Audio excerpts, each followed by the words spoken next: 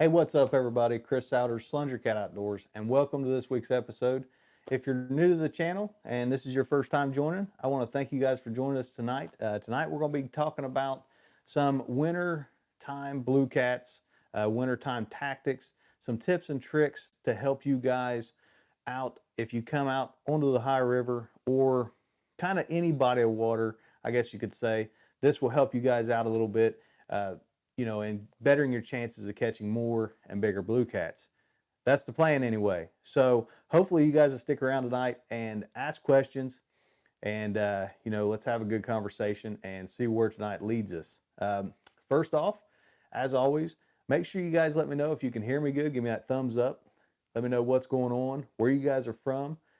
Leave your comments or your questions in the comments section down below. Tag them at Chris Souders. I'm going to try to get things pulled up on my laptop as we go along so that I can kind of see your questions, be able to answer them better, and give you guys as much information as we possibly can. Before we get started, a couple things I want to touch on tonight to kind of refresh some people. Last week I gave a list of seminars, dates, expos, things like that, that I'll be at this weekend, this coming Friday and Saturday. We will be at the Cincinnati Travel, Sports, and Boat Show. We'll actually be there the next 2 weekends. This weekend I'll be at the Brush Pile Fishing booth.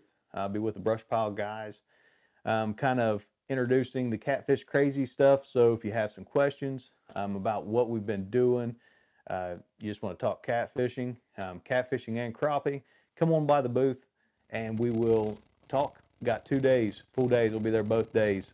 We'll not be doing seminars this week, but next week we'll be doing seminars at the same expo. So make sure you guys check that out. That is you guys can see that. The Cincinnati Travel, Sports, and Boat Show. It is at the Duke Energy Convention Center this coming weekend, well, the next 2 weekends, okay? So that's out of the way. Next, I got a special birthday today that I want to make sure. This young man turned 10 years old yesterday, I believe, and his name is Dylan Davis. Dylan, if you're watching tonight, congratulations on 10th birthday, young man. Keep going, keep growing, and I love seeing you guys' pictures on the Facebook. So special birthday to that young man.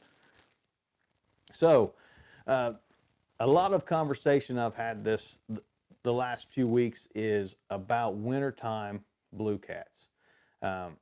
Specifically, a lot of people have been asking me questions about the West Virginia blue cats, the West Virginia body of water. There's a lot of people that have been wanting to venture up. They don't know where to start, how to catch them, wanting just some, basic information. So tonight, that's what it's all about. It's going to be all about the basic information on how to get started catching these blue cats up here in West Virginia, and you can use these tips and tricks throughout your body of water as well, okay? So, if you're just joining, tonight we're talking winter blue cats, and I want to thank you guys for joining. So, to get started, winter blue cats in West Virginia, here in our body of water, the preferred bait is gizzard shad. Right now, we have a large number of small gizzard shad.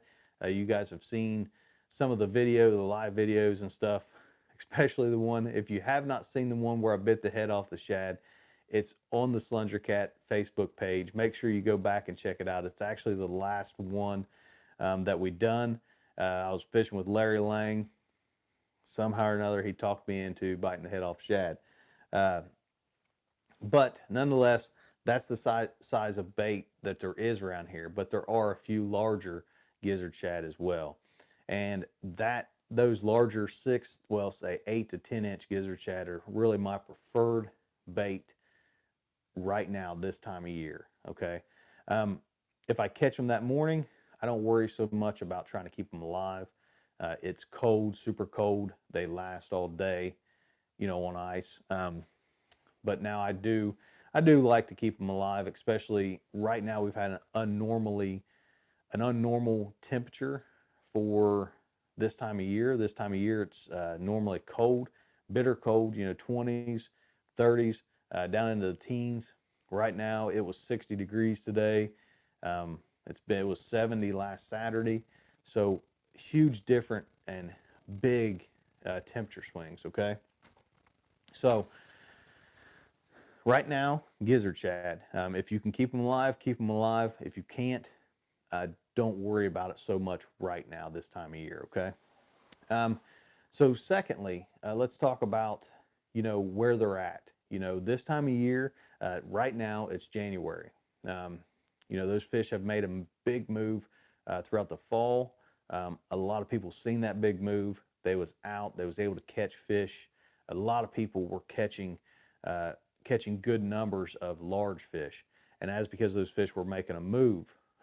Now those fish are kind of settling into different areas, and they're going to be in those predictable areas kind of throughout the next couple months, and then into spring, they will pick back up and they will start to move again. Okay, so we're going to kind of touch on some of those predictable areas, how to find those areas, what they're going to look like, what you can catch. The thumbnail picture for this, and yes, we got the wide erase board out tonight for all you Chris drawing lovers out there. You're going to see it tonight. Okay, so tonight, as we talk about, where, kind of give you guys some tips on where to find these areas, what these areas look like, what you can catch. The thumbnail picture for this video actually is a fish that I caught, a month or so ago. Well, actually a few weeks ago, but it was in one of those predictable areas.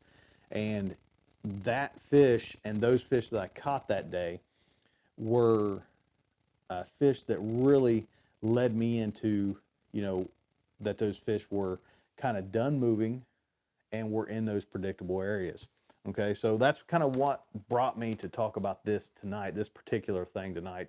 And I've had a lot of those conversations with people that were like, hey, a couple weeks ago, I was really catching a lot of fish, was fishing ledges and, these areas. And now, we're kind of still going back to those areas, not getting the same results. Okay. And we have to, right off the bat, I want you guys to understand, if you are getting the same results over time, each and every time you go out, you're going to the same places, getting the same results, move, change up. If you don't like those results, change. If those results are doing good for you, continue to stick with those as you go throughout, and make minute changes to keep up with the small changes that the fish are doing. Okay, hopefully that makes sense to what, where we're going tonight, and how this is all gonna come together at the end. So I see we got quite a few people on tonight. Once again, I want to thank you guys for watching. I seen that there was a video that Dieter had went live earlier. I'm interested to watch it. It was about the ACA. I'm excited about those things. I'm not going to share my opinions on what that was, but I'm excited. I want to go over and check out Dieter's video and see what was said about that. The committee's list will come out. I think the ACA is going to be a good thing. I'm interested to see how it unfolds, and see what happens with it. So I'm gonna sit back and watch that. So tonight, let's talk about predictable areas. What do I mean by predictable areas? Those fish, as they come out of fall and they move into what I call winter predicting areas, they're going to be in areas that week in and week out, you're going to be able to go to that area and get, and find those fish. Those fish are going to stack up in certain scour holes, seam lines, eddies, current breaks, bait areas, loads of bait areas, holes, things of that nature, where they can kind of stack up in numerous fish and still get everything that they need. Okay. So what is a predictable area? A predictable area is going to be, for me, it's going to be a creek. It's going to be creek mouths. It's going to be, and so let's talk about creek mouths first, okay? Because that is one place that can be good throughout the whole year, and I want to I'm going to draw, break that down and kind of show you guys what I'm talking about with that.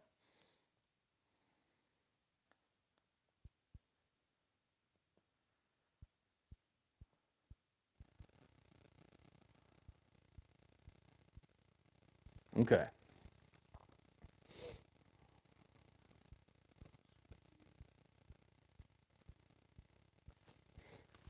All right. So we have our main river and our current coming down, and this is our creek that's coming in. Okay, and the current's coming in through here. Now, this is going to be a good area outside.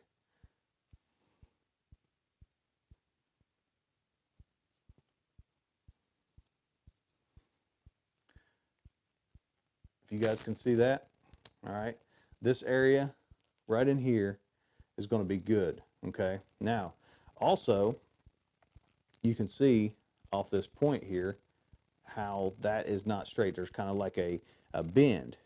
That back there is going to create a seam line. This area is going to be a good area to hold structure, wood, things like that. Cover to let them get in, and also a good seam break as well. So there's two areas to most creek mouths, not just the mouth itself, but areas either above or below that creek that can hold what those fish want, and give them structure, cover, less current. In the wintertime, we don't want to get out of the current.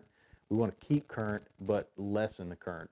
Right now, the Ohio River has a lot of current, and we want to lessen that down. If you got 3 mile an hour, try to find that 1.5, 2, somewhere in there. If you got 2, try that 1, 1 to 1.5, somewhere in there.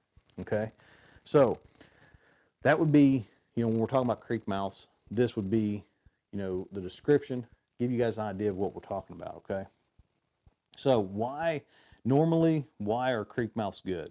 And if you have, as we're going through this, if you guys have ideas, tips, maybe that something I leave out, something that maybe I slip my mind, leave them in the comments. You guys have some great information as well, and I want everybody to share their information on here as well as I do. Okay, so why is that a good area? Well, right there at the mouth, there's normally going to be some sort of drop off, some sort of hole, some place for those fish to get into, and as that bait washes out that creek, they have easy food, and they also have the ability to go up in that creek as well if it's warmer, less current, things like that.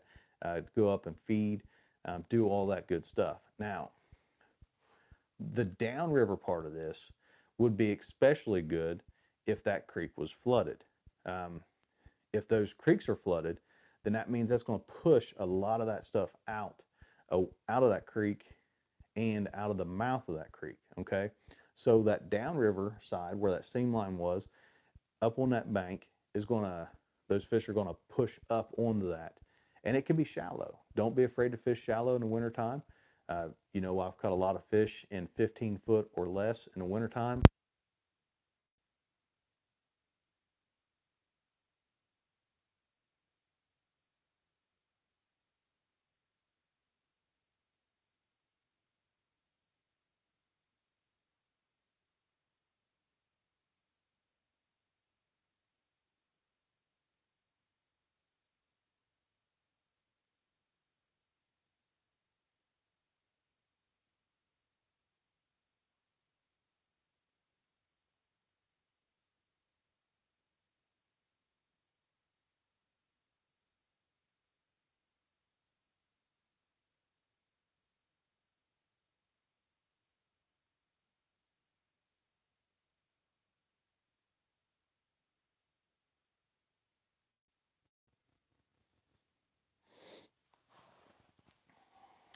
All right. Sorry, I lost sound. Let me know if you guys can hear me good. Dieter, you may have, buddy. So love it when that happens. Love technology. Okay. Give me a real quick battery break and I'll be right back.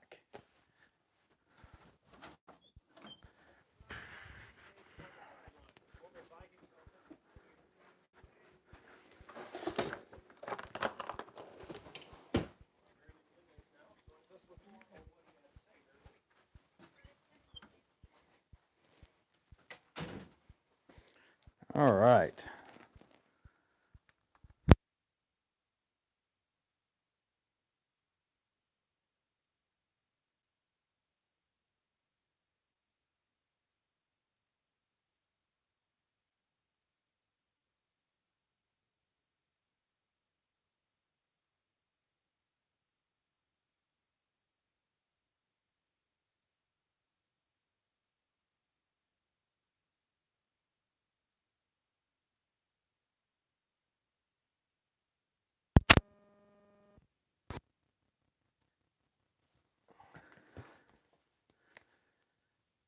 All right. So, not sure where we was at when we lost the sound, but I think we got her back in business now. Duracell batteries. I gotta. Hey, if you guys know a good battery, uh, leave it in the comments.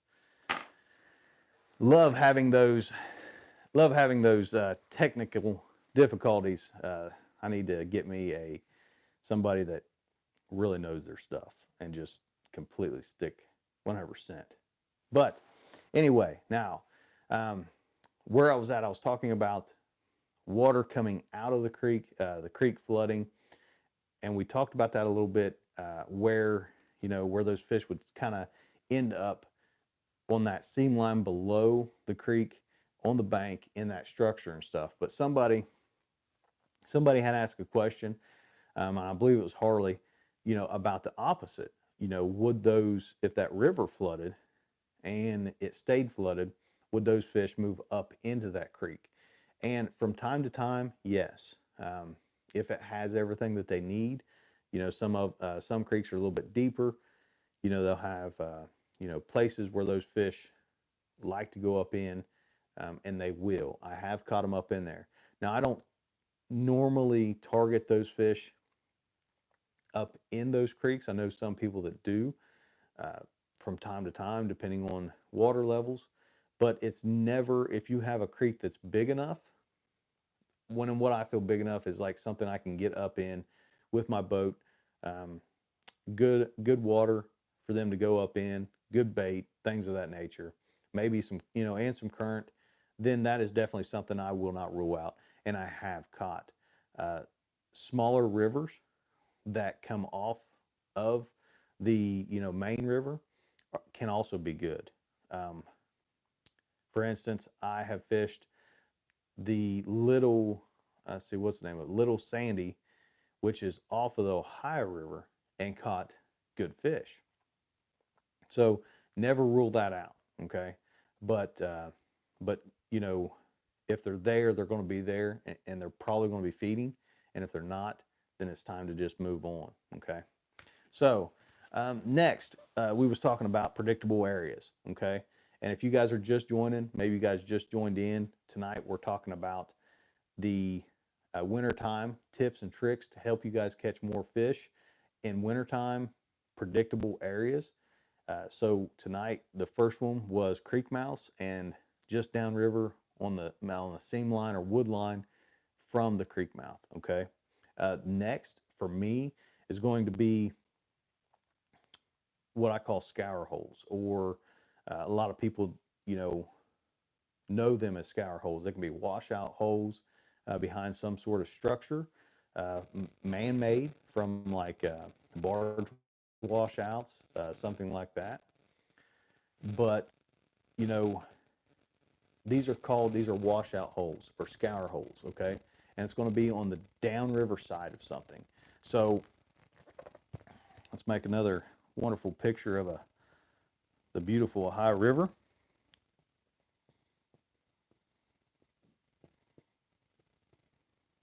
Okay, so we've got the Ohio River, and maybe on this side we have some industry. Okay, and the current flow is coming down, and it's hitting these circles are barge sails, which make good scour holes. Okay, behind every single one of these normally will have some sort of scour hole, washout hole, something of that nature. Now, for instance, where I put these on this would be on the inside bend on the downriver side of an outside bend. Okay, so there's going to be a seam line that comes off of this very last one. Now, that's going to create a couple things that you're going to want, or that those fish are going to like and be attracted to. One, it's going to create some sort of scour hole behind here, and possibly on that last one will be a bigger area. Maybe there'll be more structure, and this is going to be an area that the barges have more of an opportunity or more of a chance to make that scour hole as well. Okay, so that area is good, and plus that's going to create a seam line, which is giving you two things, plus the structure, which is a third that those fish may want or like. So make sure you check those places out.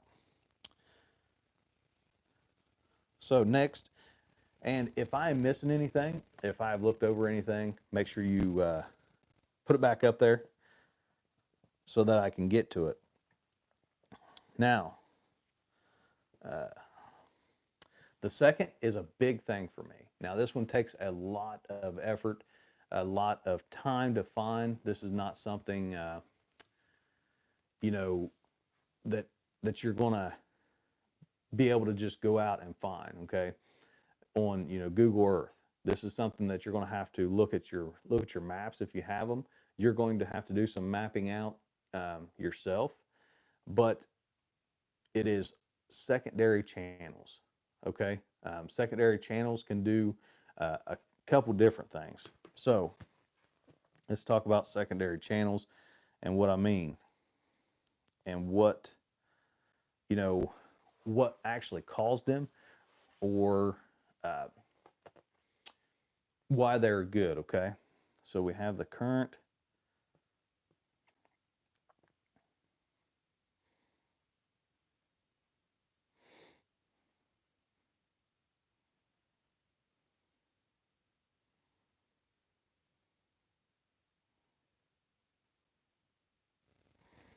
Okay, so we have our river, we have an outside bend, and it widens out. Okay, now as you can see the current coming down through. Now this black line, this dark black line, would be the secondary channel. Okay, and what this is going to be is this. Let's say this is 30 foot out here in the main channel. That hump or ridge may come up to, say, 25 foot, and then behind it, where I have these X's, back down into, like, say, 35 foot. Okay, and I'm using those X's as like some sort of structure. That can be trees, rock, brush, something like that. That's going to be, that can get collected in this area. Now, why is this good? Why is this a good place to target? For a couple reasons. One, you have your structure, but two, your main river channel is going to come down through, and instead of cutting back here, where behind this channel, it's going to hit the ledge right here and get pushed out. Okay, which is going to kind of give you just a little bit of slower current behind that. It may not be much. It may be half a mile an hour, but that half a mile an hour is going to be enough to, bring those fish out of that main channel and into that structure and cover that, gives them the ability to get down in that structure and get out of harm's way and not have to fight that cold winter water. Okay. Now, a lot of times when you find this, so these are predictable areas, and that's what we're talking about tonight, are predictable wintertime blue cat areas. So whenever we find them, what is it going to look like? Normally, this time of year, you're going to see more than just one fish. Normally, these areas, if you find a tree, you're going to find that tree may have 2, 3, 4 fish on it. And those fish can be different sizes. Specifically, we're talking about the high river. We're talking a lot about the questions that I've been getting, which are wintertime, West Virginia, blue cats. So those fish can range anywhere between 8 pounds, 5 pounds, 40 pounds, 50 pounds, all together in the same area, maybe the same tree, maybe the same hole.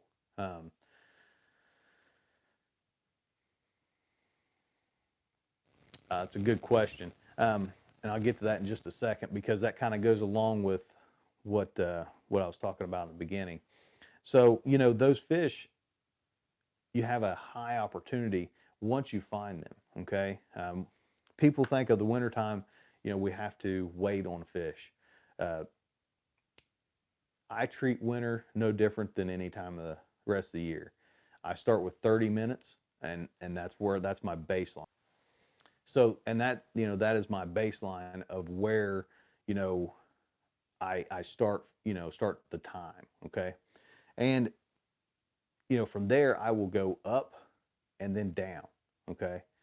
So if it's a slow bite, I may wait, 30 minutes, 35 minutes, 40 minutes.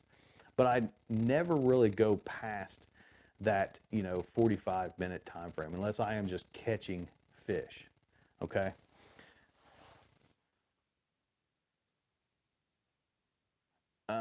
Good question, Doug.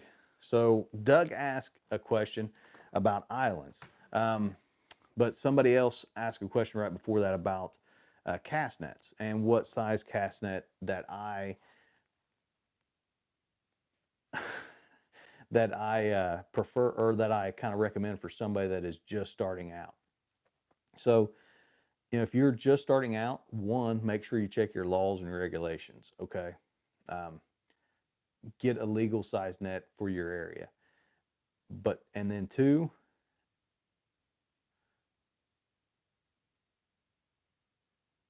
yes, Vivian Davis, I am throwing a cast net in the wintertime. So two, I always recommend getting as big of a net as you're legally allowed to throw. If that's a 5-footer, use a 5-footer. If that is 10 foot, use a 10-foot. And learn to throw that, okay? But a 5-foot net, you throw completely different than a 10-foot net, okay? And I have 2 really good cast net videos that you can go back and check out. Mid-South Outdoor Life has a good video on how to throw a cast net as well. So make sure you check his channel out and, learn. There's different techniques, and not the same one works great for everybody.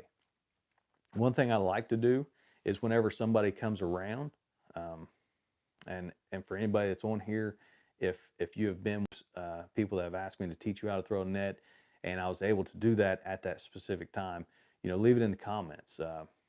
But yeah, a 10-foot net throws different than a 5-foot net. So, make sure that you get the size that you feel comfortable with. Don't overdo it as far as weight. There's a lot of people that think you have to have a 1.5 or 1 3/4 pound net to catch bait, and you don't.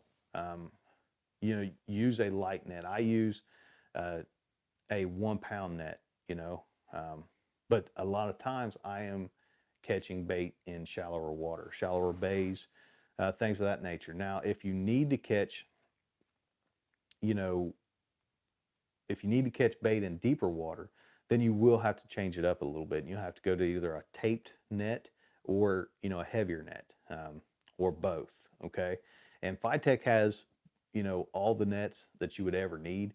So make sure that you go back in the description below. I got links for all that. Check them out on Amazon, castnets.com. You know, Phytech, I use the GS 1000 series, anything from a 4, 5, 10. They have many different types. So, you know, make sure you, hopefully that helps a little bit, and hopefully that will help you catch more bait, okay? Now, somebody asked about islands, and that is a very good question.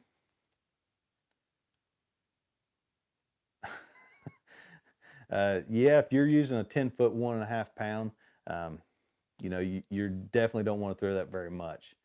Taped net. You know, I see a lot of people asking about taped nets, and I won't forget about the island question, and we will get to that in just a second.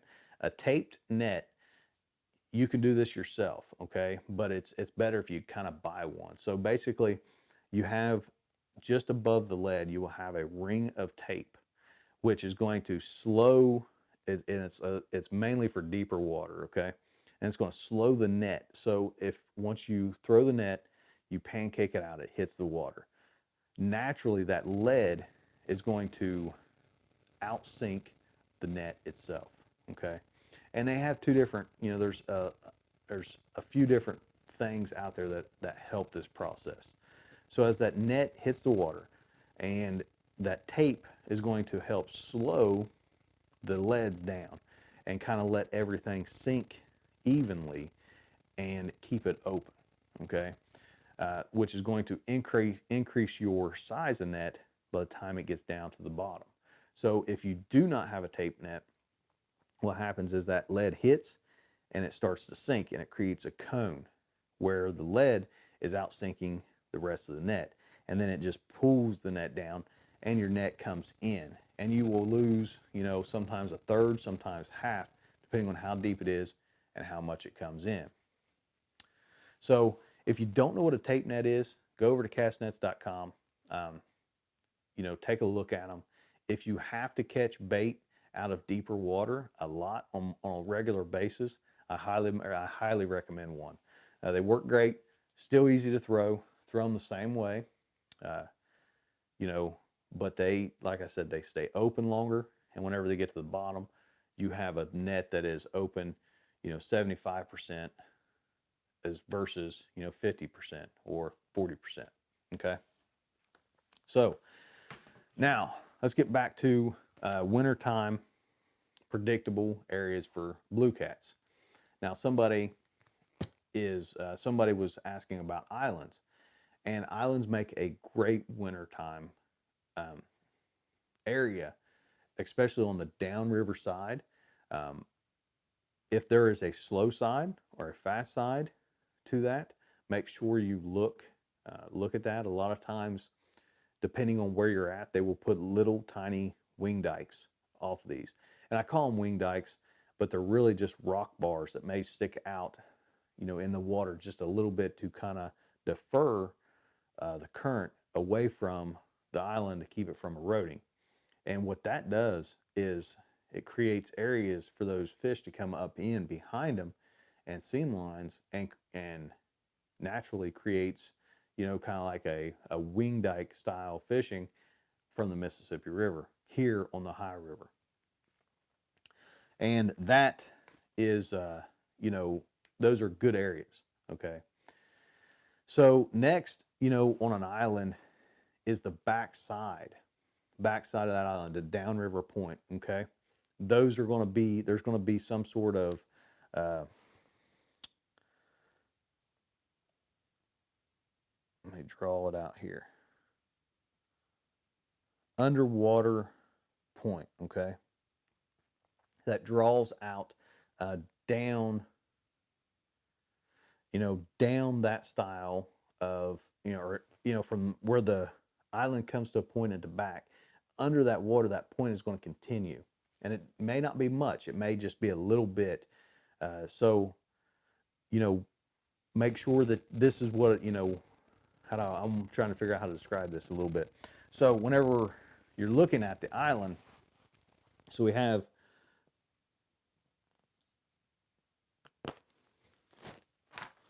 the main current.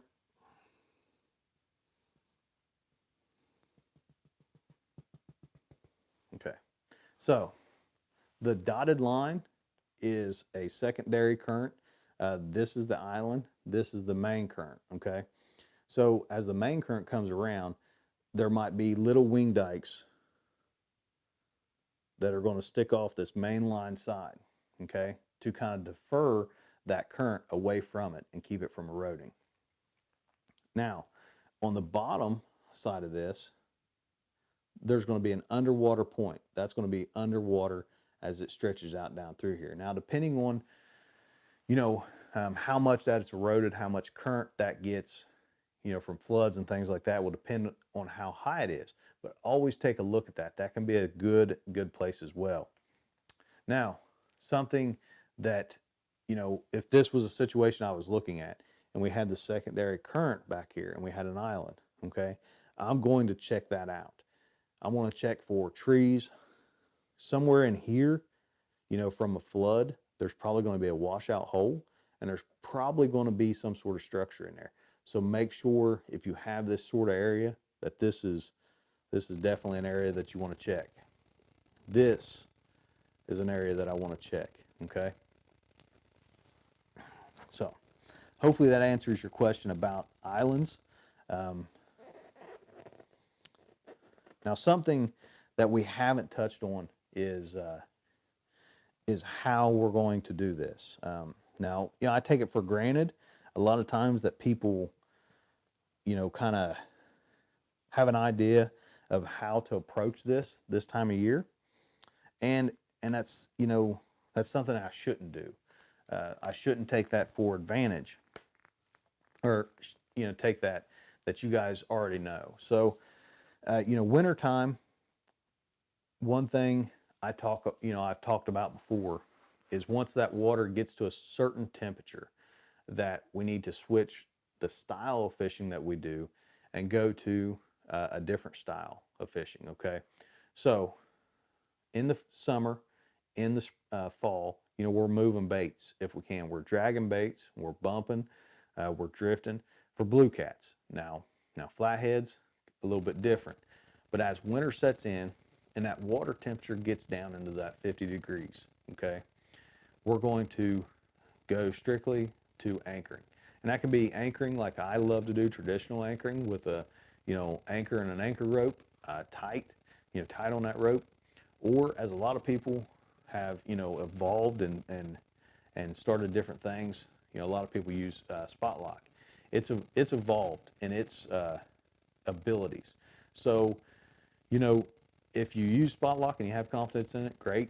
I personally like to just stick to rope. It's tight, it's good. I can throw out drift socks. My boat does not move, does not sway, okay? So that is how we're going to approach this, is, this time of year. We're going to strictly be anchor fishing for me. Now, I do hear people talk about how, how they will drag or drift and stuff this time of year. But for me, in the higher river, 90% of the time, it's anchor fishing for me. Okay. Now, once that water temperature starts moving up, as the springtime comes rolling around, we will get back to moving baits and, catching fish in different ways. So if you guys are looking for a good anchor, make sure you check out Hurricane Anchors. Link is in the description below.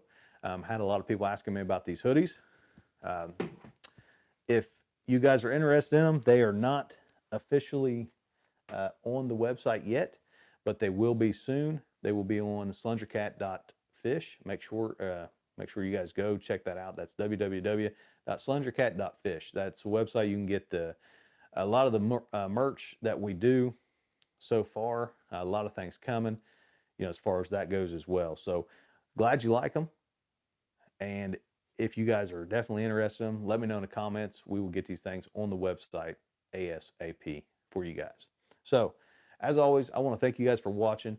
If you have any questions, if you're new to the channel, thanks. If this is your first time tonight, make sure you hit that subscribe button. Hit that thumbs up if you like the information we've done tonight that we went over. And as always, make sure next week, once again, we'll be at the Cincinnati Sports and Boat, Travel Sports and Boat Show. That's a lot to put in one thing. So make sure you come down to Cincinnati, Duke Energy Center. Check us out at the Brush Pile Fishing. You know, for you guys, again, that may not have been here last week, maybe you didn't hear, we will be doing more information for the Catfish Crazy show that will be coming out this year. We filmed for it last year, so make sure you guys go over Catfish Crazy website, Facebook, Instagram. Their links are down below. Go over, check them out. Give them a like, give them a thumbs up. You know, let them know. We got some good things coming. But until next time, make sure you guys hit that thumbs up. Thanks for watching, and we will catch you on the water.